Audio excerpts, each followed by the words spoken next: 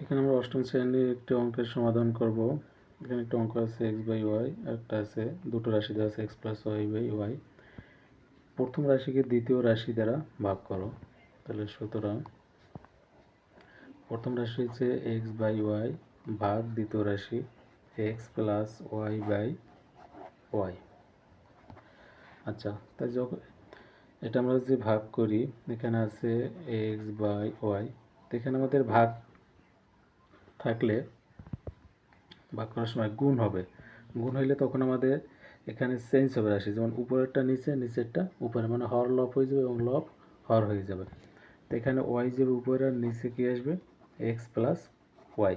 যখন আমাদের এরকম ভাগ করতে হবে তখন আমরা এখানে গুণ করব। গুণ করলে কি হবে, হর যাবে উপরে এবং লব আসবে নিচে, মানে চেঞ্জ হবে, উপরেটা নিচে, নিচেরটা উপরে যাবে।